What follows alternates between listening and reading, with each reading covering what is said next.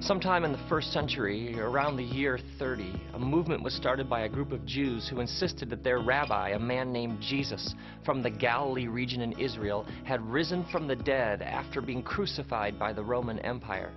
They claimed that after his resurrection, they had seen him, and that they had had conversations with him and eaten meals with him, and then they said that he had ascended to heaven and that someday he would return. Now, the world at this time was ruled by the Roman Empire, this giant military global superpower. From England to India, the Roman Empire ruled the world. And one of the most popular gods of the Roman Empire was the god Mithra. Mithra's followers believed that Mithra had been born of a virgin, that he was a mediator between God and humans, and that Mithra had ascended to heaven.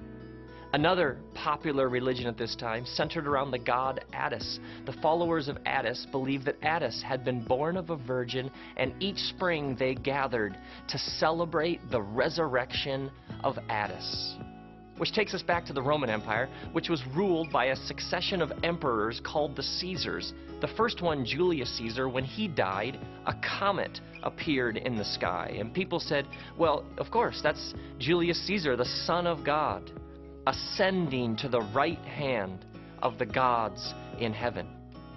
Soon after this, Julius Caesar's adopted son, Caesar Augustus, came to power, and Caesar Augustus believed that he was the Son of God, sent by the gods to earth to bring about a universal reign of peace and prosperity. One of his popular propaganda slogans was, "There is no other name under heaven by which people can be saved than that of Caesar." Caesar inaugurated a 12-day celebration of his birth called the Advent of Caesar. Another popular phrase at the time, people would literally greet each other on the street by saying, "Caesar is Lord." And so in the first century, to claim that your God had risen from the dead and ascended to heaven, well, it just wasn't that unique. The claims of these first Christians weren't really anything new. Everybody's God had risen from the dead. What makes yours so special? Now, these first Christians believed that Jesus' resurrection had implications for the entire universe. Their tradition had taught them that the world is broken and desperately in need of repair, and that at some point in the future, God was going to put it all back together. Now, for them, this future restoration had nothing to do with leaving this world. It was all about the restoration, the renewing, and the reclaiming of this world. And so they saw in Jesus' resurrection the beginning of this universe-wide movement to put it all back together. Well, this, of course, brought them into direct conflict with the Roman Empire, because remember, for the Caesars, it was all about Caesar's belief that he was making a new and better world through his power, through his armies, and through his wealth. And so when Caesar wanted to send out a message to let everybody know of his latest military conquest or his latest accomplishments, he would send out a royal pronouncement telling the masses of his latest achievements. These pronouncements were called in the Greek language euangelions. A euangelion was like a gospel or a good news. In English, euangelion spells evangelical.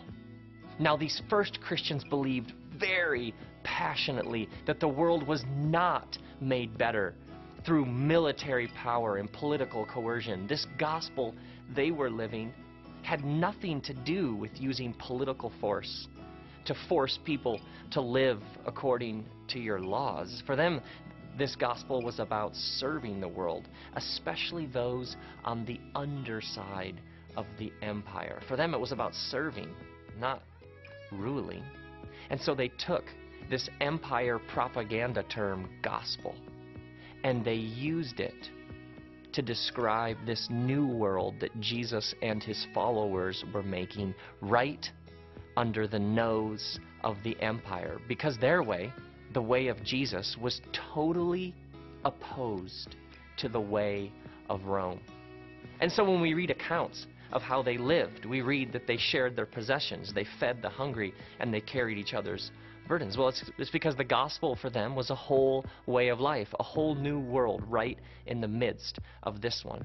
Now, Caesar had a particular word that was used for a city or a village or a province that worshiped Caesar as the Son of God, that acknowledged Caesar as Lord. And so Caesar would conquer with his armies a new land and then demand that all of the people would confess Caesar is Lord. If people didn't, well, then they were crucified, as a way of showing everybody else what happens when you refuse to submit to the power of the empire. But if a group of people did, if a city or a village of a region did acknowledge and worship Caesar as the Son of God, Lord, if they did accept Caesar as their Savior, then their area became a worshiping center of the Caesar. These worshiping centers were called in the Greek language ecclesias.